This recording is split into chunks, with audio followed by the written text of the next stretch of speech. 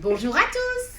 Nous nous retrouvons aujourd'hui pour entrer dans le détail de la question de grammaire et je voulais faire avec vous un exemple très précis à partir d'un texte.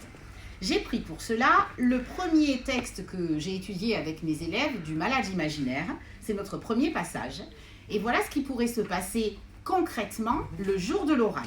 Vous venez de faire votre explication linéaire et sur la feuille, le bordereau, le professeur vous avait donné comme question la négation. Analysez la négation dans la dernière réplique du passage qui est « Ce ne sont point les médecins qu'ils jouent, mais le ridicule de la médecine ». Alors voilà ce que vous allez faire étape par étape pour bien réussir cette question et bien sûr obtenir les 2 points qui vous sont octroyés si vous répondez bien. Alors que faut-il faire? Première étape, eh bien vous dites que vous repérez la phrase négative que vous allez analyser. Ici, vous allez dire, dans cette réplique, la phrase négative est « Ce ne sont point les médecins qu'ils jouent ». Et puis vous ajoutez « Mais permettez-moi », avant de rentrer dans l'analyse de cet exemple précis, de faire un petit rappel théorique sur ce point. Retenez bien la phrase. Et là, vous récitez votre leçon. Qu'est-ce que c'est que la négation? Eh bien, la négation, c'est le contraire d'une phrase affirmative. Très bien, hein, en français. Comment est-ce qu'elle se construit? Eh bien, elle va s'exprimer par le lexique ou la syntaxe. Donc, deux façons. De façon syntaxique, on va pouvoir trouver un « ne » qui est un adverbe, plus un autre adverbe, pas, guère, jamais, plus, point, ou alors un pronom, ne rien, ne personne, aucun, nul. Ça, c'est la négation syntaxique. Mais il y a aussi la négation lexicale. C'est un mot qui va devenir négatif grâce à un préfixe. Par exemple, puissant, impuissant. Si dans le texte vous avez impuissant, c'est une négation lexicale. Les antonymes, ça marche aussi. Soigner, négliger. Stable, bancal. Ainsi, le mot bancal exprimera la négation par rapport à la stabilité et de façon lexicale.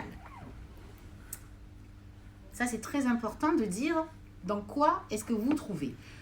Je pense que dans 80% des cas, vous allez avoir une négation syntaxique à expliquer, avec le ne pas, ne point, ne guère, et c'est là que vous allez rentrer dans le détail. Est-ce que cette négation est totale ou partielle? Très très important de le savoir. Et si elle est restrictive? Alors totale ou partielle, on va pouvoir avoir ne pas, ne jamais. Eh bien, là on a la négation restrictive, eh bien, est construite avec ne, suivi de que, et elle sert à exclure un élément de la négation seulement. Il ne s'agit pas à proprement parler d'une négation, mais en fait d'une affirmation. Alors, la négation totale porte sur le verbe.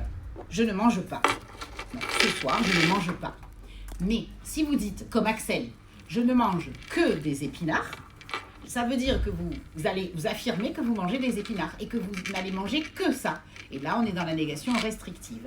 Et elle est assez facile à comprendre. Vous pouvez en trouver dans les textes et vous le dites à ce moment-là. Ce qu'il faut expliquer encore aussi dans la leçon, c'est que la négation va varier selon le niveau de langue. Et en cela, c'est un peu comme l'interrogation. Il faut aussi considérer le niveau de langue.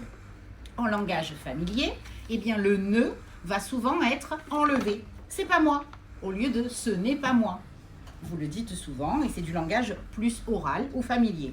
Le langage soutenu, eh bien, le ne seul porte la négation. Je ne sais quoi. Et là, à ce moment-là, on n'a plus la deuxième partie de la négation. Et un cas particulier, c'est lorsque le ne est privé de son sens négatif. En fait, la phrase reste affirmative. C'est ce que l'on appelle le cas du ne explétif. C'est rare de le trouver, mais c'est possible. En tout cas, c'est quand même bien de l'énoncer, de le préciser dans la leçon. Quand vous avez présenté votre leçon, eh bien, vous revenez à votre exemple. Je reprends mon exemple ici. Ce ne sont point les médecins qu'ils jouent. Eh bien, nous avons affaire à une négation totale dans un langage soutenu, même si le point est présent. Et on a la négation ne, point. Et elle est bien sûr syntaxique, puisqu'on a la construction avec ne et point. Et voilà, Et vous avez vos 2 points, justement.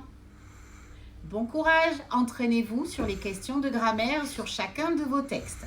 Plusieurs questions de grammaire, bien entendu, peuvent tomber sur le même texte, puisque vous rappelez les 6 points.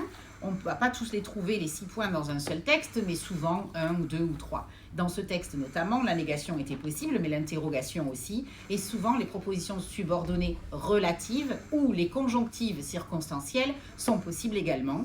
Mais je ferai d'autres points et d'autres fiches de rappel là-dessus. À bientôt!